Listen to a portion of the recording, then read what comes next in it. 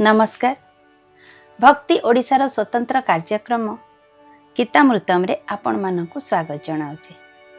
गत अध्याय रे आमे कर्मयोग उपरे आलोचना करिथिले।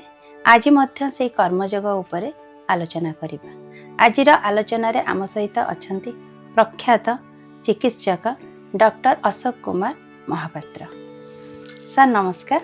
नमस्कार सर, गत अध्याय रे आमे कर्मयोग उपरे आलोचना करूचे। आज मध्य तार उपरे किछि आलोचना करिबा।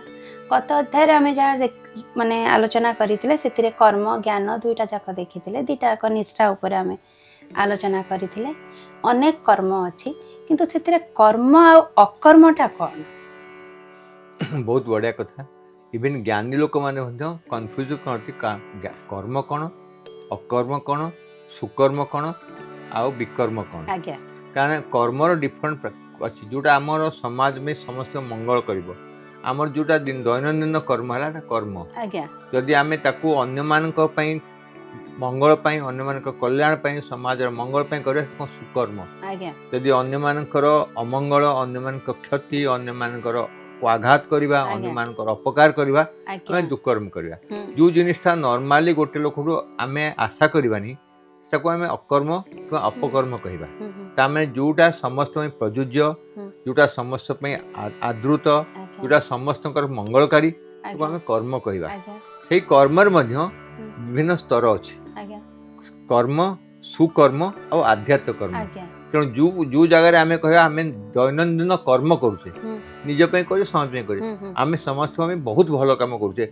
गांधी हला, गोपबंधु हला, मधुसूदन से कर्म करूଥିଲେ कि बहुत सुकर्म करूଥିଲେ, जा द्वारा से केवल निजर सेल्फिश एटीट्यूड कि निजर स्वार्थ उपर कर्म करूनଥିଲେ। तेणु सेटा अति उत्कृष्ट धर्म कर्म। आउ अछन जो माने समस्त मंगल पई काम करूछंती, पूरा विश्व पे काम करूछंती, जे करूछंती शांति काम पर काम करूछंती, केवल राज्य पे नुहे, देश पे नुहे, पूरा समग्र विश्व पे काम करूछंती। से आउरी बढ़िया ताको आमे कहबा सुकर्म, अति उत्कृष्ट कर्म। तेणु कर्म को हला जे आमर जहा परिवार कथा, जहा द्वारा समस्त मंगल हो कर्म, निजर मंगल समस्त कर्म। आउ ताको आमे आउटी उत्कृष्ट सुकर्म, आउटी अधिका धर्म रे करबा आध्यात्मिक धर्म, स्वर्गीय कर्म, तापर हला विश्व पे यदि काम करबा मोटे मानव होइबा। जेंति शांति पाई शांति रे लड़ी कि महात्मा गांधी गोटे अति उत्कृष्ट आत्मार गोटे उदाहरण देले।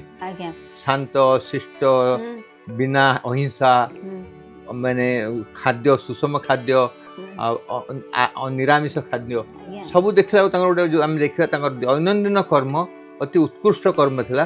तांको कर्म स्वर्गीय थिला, आध्यात्मिक थिला आ सात्विक भाव थिला। तेणु बहुत उत्कृष्ट जो कर्मटा जे हिंसा अच्छी, अपकार अच्छी, अहंकार अच्छी। रावण भी कर्म करथला, राम भी कर्म करथले। राम कर्म स्वर्गीय, रावण कर्म होचे राक्षस किंबा कुबुद्धि, कुप्रकृति, कुभाव, अपकारी कर्म। दुकर्म कहबा, अपकर्म कहबा बा विकर्म कहबा। तेणु बी हूँ गोटे उपसर्ग, एडजेक्टिव। तेणु कर्मर डाउन साइज जोटा अन्य मान अपकर्म कर विकर्म करबा बा अपकर्म करबा। तेणु आमे समस्त जीवन कर्ममय। जीवन जन्म रु मृत्यु पर्यंत कर्म करने पड़ो। बिना कर्म मनुष्य बंचबनी, पानी बसबनी, पशु कहीं बचबनी। तार धीरे आम देखा जदि आम सकर्म, आध्यात्मिक कर्म, उच्च कोटिर कर्म करवा, ताले आमे समाज रे गोटे भल समाज प्रतिष्ठा करि परिबा। आम कर्म द्वारा समाज उत्कृष्टतर हबो। समाज रे शांति, सुस्थता, भाईचारा सब प्रतिष्ठा हबो। तेणु आम कर्म उपरे आम समाज, आम निजे, आम समाज, आम घर सब डिपेंड करुचे आम कु प्रकार कर्म करुचे। जमी आप उदाहरण राम भी कम करते, रावण भी कम करते। भंवर कम कम कर, महुमाछी कम कर, महुमाछी सब महू संग्रह कर, पानी सब समस्त जल दौर, वायु समस्त ऑक्सीजन दौर। तो वायुर कर्म है समस्त निश्वास दबा, पानी कर्म समस्त तृषा मेटेबा, पानी कर्म से अग्निर कर्म है समस्त जालीदब, नष्ट करदब। तेणु अग्निर कर्म अच्छी कि दुकर्म। अग्नि कहार से अग्नि की आम घी डाला ता द्वारा विशुद्ध अग्नि बाहर। आम कहे गोटे पापाग्नि ଆଉ ଗୋଟେ ଶୂନ୍ୟ ଅଗ୍ନି। ଆଜ୍ଞା ଯେତେବେଳେ ଦେବତା ମାନେ ରାଗି ଯାଉଥିଲେ ତାଙ୍କର ପାପ ଅଗ୍ନି ବାହାରୁଥିଲା। ଆଜ୍ଞା ଯେମିତି କ୍ରୋଧରେ ଦୁର୍ଗା ଗୋଟେ ଅଗ୍ନି ବାହାର କଲେ ସେଟା ସେ ସବୁ ଜାଳିଦେବ। ସେଇ ଦୁର୍ଗାଙ୍କର ଅଗ୍ନି ଯେହେତୁ ଜ୍ଞାନ ଅଗ୍ନିରେ ସରସ୍ୱତୀଙ୍କର ବିଦ୍ୟା ଦେବେ। ତେଣୁ ସବୁ କର୍ମର ଗୋଟେ ସାଇଡ୍ ମାନେ ଡାର୍କ ସାଇଡ୍ ଗୋଟେ ଲାଇଟ୍ ସାଇଡ୍। ତେଣୁ ଆମେ ଡାର୍କ ସାଇଡ୍ କହିବା ଅପକର୍ମ, କୁକର୍ମ ଆଉ ବିକର୍ମ। ଆର ଭଲ ସାଇଡ୍ଟା କହିବା ଆଧ୍ୟାତ୍ମିକ କର୍ମ, ସୁକର୍ମ ବା ଆମେ କହିବା ଉତ୍କୃଷ୍ଟ କର୍ମ। ତେଣୁ କର୍ମ ହିଁ ସବୁବେଳେ ଉତ୍କୃଷ୍ଟ ହେଲେ ସମାଜ ଭଲରୁ ଭଲ ହେବ, ଲୋକମାନଙ୍କର ମଙ୍ଗଳ ହେବ, ସମସ୍ତେ ଖୁସିରେ ରାମ ରାଜ୍ୟ ଭଳି ସତ୍ୟ ଯୁଗକୁ ଆସିପାରିବେ। ତେଣୁ ଆମ କର୍ମ ଖରାପ ଦ୍ୱାରା ଆମ ସମାଜ କଳୁଷ ହେଉଛି, ଦୂଷିତ ହେଉଛି, କଳୁଷିତ ହେଉଛି। ତେଣୁ ଯଦି ସତ୍ୟ ଯୁଗରେ ସମସ୍ତଙ୍କର କର୍ମ ନିଜ ପାଇଁ ଥିଲା, ସମାଜ ପାଇଁ ଥିଲା। ସମସ୍ତେ ନିଷ୍ଠାର ସହିତ ସତ୍ୟରେ ପ୍ରତିଷ୍ଠିତ ହୋଇ, ଧର୍ମରେ ପ୍ରତିଷ୍ଠିତ ହୋଇ, ତ୍ୟାଗରେ ପ୍ରତିଷ୍ଠିତ କର୍ମ କରିବାରୁ ସତ୍ୟ ଯୁଗ ହେଲା। ଆଜି ଆଉ ସତ୍ୟ ଯୁଗ ନାହିଁ। କାରଣ ଆମ କାମ କହୁଛି ଆମେ କେମିତି କର୍ମ କରିବା, ଆମର ମନ କହୁଛି କେମିତି କର୍ମ କରିବା, ଆମ ସମାଜ ଶିଖଉଛି ଆମେ କୁ ରାସ୍ତାରେ ଯିବା, ହିଂସା କରିବା ଆମକୁ ଆମର ପରିସ୍ଥିତି ଶିଖଉଛି। ତେଣୁ ଆମେ କର୍ମଟା ବହୁତ ଦ୍ୱାରା ବହୁତ ଗୁଡ଼େ ଫ୍ୟାକ୍ଟର ଦ୍ୱାରା ଇନଫ୍ଲୁଏନ୍ସ ହେଉଛି।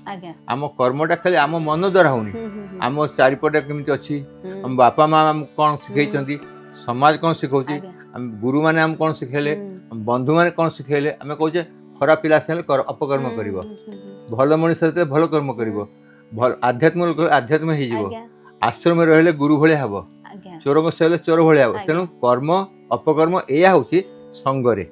ତେଣୁ ଆମର ଅଭ୍ୟାସ ଦରକାର, ଆମର ନିଷ୍ଠା ଦରକାର, ଆମର ଜ୍ଞାନ ଦରକାର, ଆମର ଆମ କାମକୁ ମଙ୍ଗଳ ଆନନ୍ଦମୟ ସ୍ୱର୍ଗୀୟ କରିବା ପାଇଁ ଆମର ନିଷ୍ଠା ଦରକାର, ଜ୍ଞାନ ଦରକାର, ସକାର ଭାବ ଦରକାର।